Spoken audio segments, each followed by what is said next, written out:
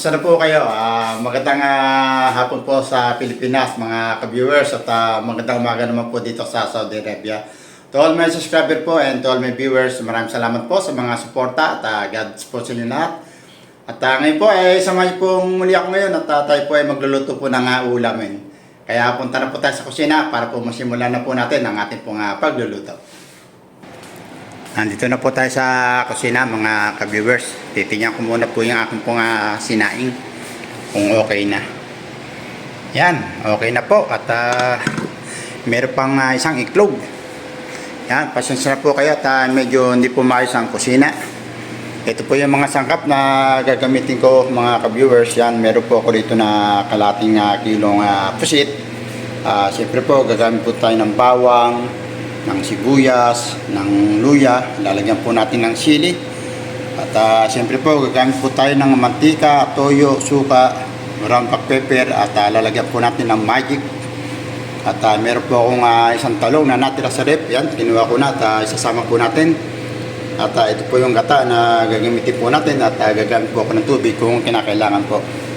Kaya simulan na po natin ang pagluluto, mga ka-viewers. At shoutout po sa inyo lahat. Lagyan na po natin ng mantika, mga ka-viewers.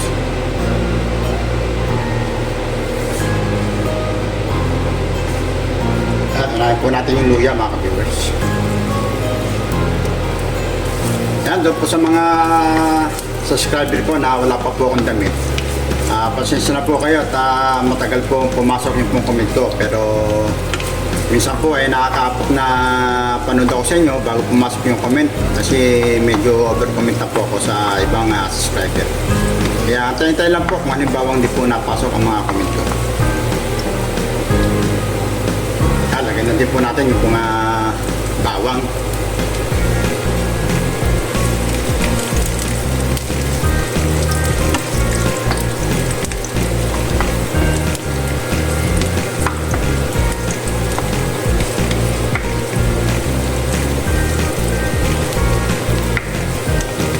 Po ay pusit sa gata at alam ko naman po na ito po ay marami na nakagawa, pero ito po ang aking pong iulam ngayon, mga ka-viewers.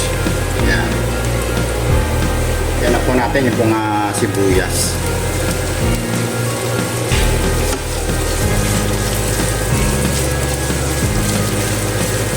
To all my subscriber po and to all my viewers, maraming salamat po sa mga suporta na binibigay niyo po sa aking channel kay Rapmix TV po. At shoutout po sa inyo lahat.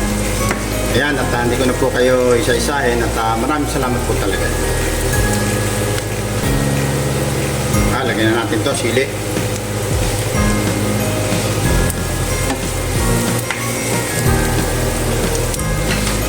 Lagyan din po natin ito pong pusit, mga ka-viewers.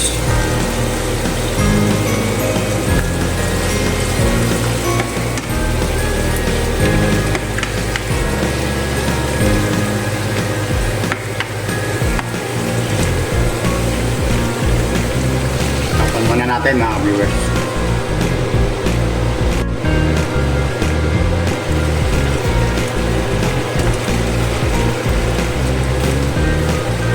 Lagyan natin ng tubig, mga ka-viewers.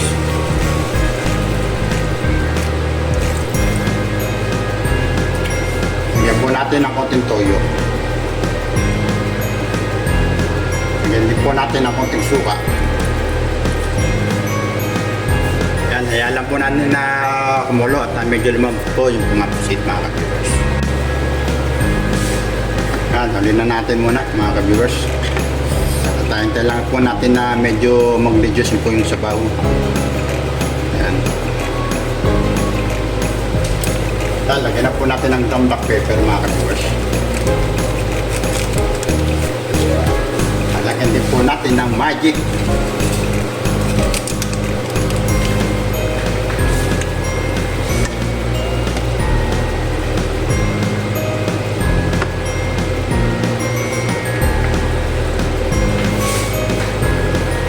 Palambutin po muna natin yung pong pusit, mga ka-viewers, bago po ilagay yung pong natira ko pong talong.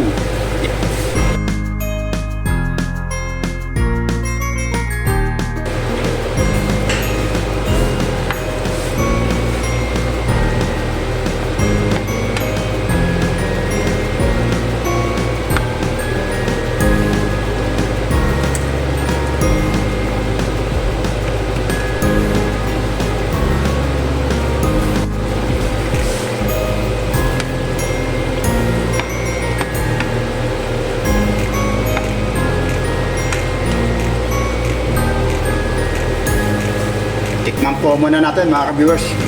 Yan. At okay na po. Sarap ng aking luto ngayon ha.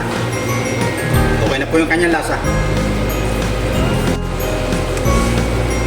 Ano lang natin mga ka-viewers.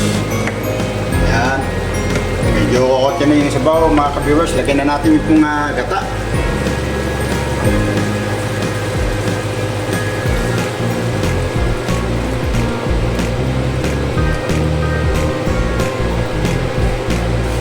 Pasensya na kayo mga ka-viewers kasi po yung pong gata po rito yung pong powder lang na tinutunaw lang po namin sa tubig kaya hindi po masyadong maganda po yung pong gata dito. At wala po tayong mabilang nyug. Lagyan na din po natin ito pong pangpa-anghang.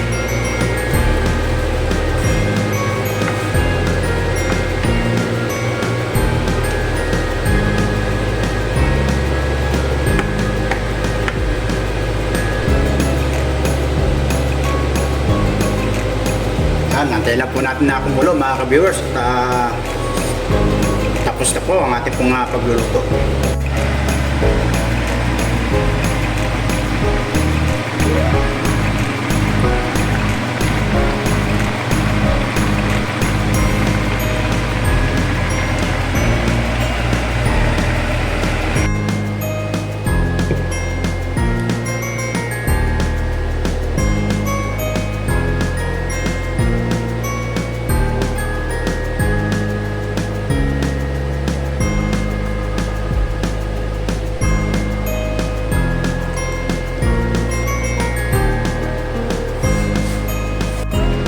Ito na po ang pinaspada po natin mga ka-viewers. Ang aking pong ulain po ngayon pusit sa gata na may talong po at to all my subscriber po and to all my viewers, maraming salamat po muli sa pagsama sa araw po na aking pagluluto.